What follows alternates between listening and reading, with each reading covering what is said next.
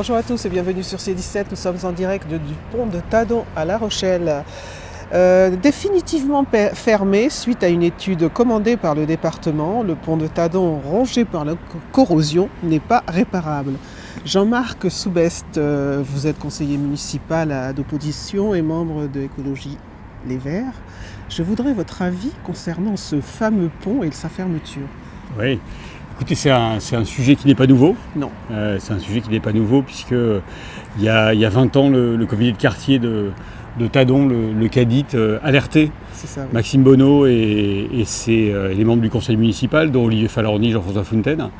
Il faut peut-être le rappeler, sur la dégradation accélérée du pont, demandant qu'une étude soit faite, demandant que des travaux d'entretien soient mis en œuvre. On est 20 ans après, et 20 ans après, vous l'avez dit, le pont est fermé à la circulation automobile, fermé surtout pour les bus, c'est ce qui impacte le plus les habitants, avec des conséquences notoires pour les commerçants qui ont vu leur chiffre d'affaires diminuer. Donc ça pose plein de questions, ça c'est sûr, ça pose la question de qu'est-ce qu'on a fait pendant 20 ans pour laisser filer une situation et qu'est-ce qu'on va faire pour la résoudre. L'avenir. En 2019, une affiche a été déposée concernant les travaux possibles. Oui, tout à fait, ouais. Il y a eu le pont, en tout cas, il a toujours été un sujet politique. Oui. C'est-à-dire que Jean-François Fontaine, Olivier Falorni ont fait un sujet de campagne en 2014. Les affiches posées en 2019-2020, c'était quelques mois avant les élections municipales de mars 2020, donc c'était aussi pour signaler que politiquement on suivait la promesse de 2014 qui n'avait pas mise en œuvre. On a quand même agi, moi j'étais en responsabilité sur la voirie, donc on a quand même agi pour faire des diagnostics, pour entreprendre quelques réparations de confort, mais il n'y a jamais eu de volonté. Il y a eu jamais de volonté pour entreprendre un diagnostic global et des travaux de réparation, avec l'argument, alors qui est entendable pour le contribuable rochelais, c'est de dire que le pont n'appartient pas à La Rochelle, donc on n'a pas à payer pour le pont. C'est déjà ce que disait Maxime Bonneau au comité de quartier en 2003. C'est la même argumentation qu'a repris Jean-François Fontaine, c'est la même argumentation qu'a repris le département, parce que le département a dit non mais c'est pas à nous, et c'est la même argumentation que reprend la SNCF pour dire le pont n'est pas à nous.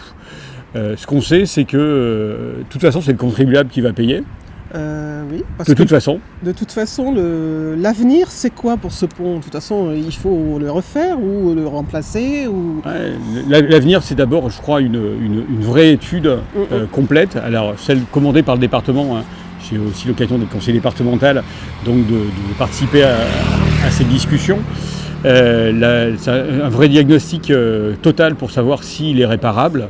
La première étude dit qu'il faut faire des études approfondies pour véritablement sonder la structure du pont pour voir s'il est réparable, calculer l'impact si on a à choisir entre une réparation et un remplacement, impact financier, impact carbone, c'est essentiel.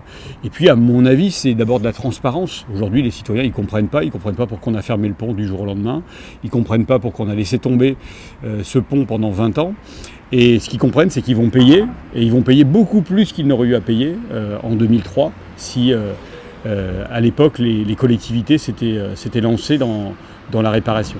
Sans oublier les problèmes de circulation inhérents à La Rochelle qui deviennent quand même assez complexes.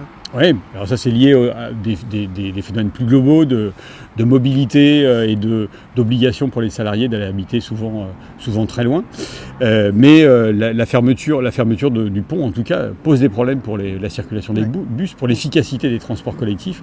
Or aujourd'hui, on peut dire tout ce qu'on veut sur la réduction de la place de la voiture dans notre ville, qui est nécessaire. Mais ça ne se fera pas sans des transports collectifs qui soient performants. Et l'axe du pont de Tadon est un axe majeur pour ces transports collectifs. Eh bien, écoutez, merci Jean-Marc Soubest, et puis au prochain épisode. Oui, ce qu'on peut souhaiter, juste pour terminer, c'est que les citoyens, les comités de quartier, les élus, notamment les conseillers départementaux, soient réellement associés, qu'il y ait un comité de suivi, nous c'est notre proposition, qu'il y a un comité de suivi sur ce pont qui se réunissent régulièrement avec la SNCF, le département, la ville et la préfecture. Hein, le préfet est au courant et a été saisi de cette affaire pour avancer vite. Voilà, merci à vous. Merci, à Merci. bientôt sur C17 et toujours en direct.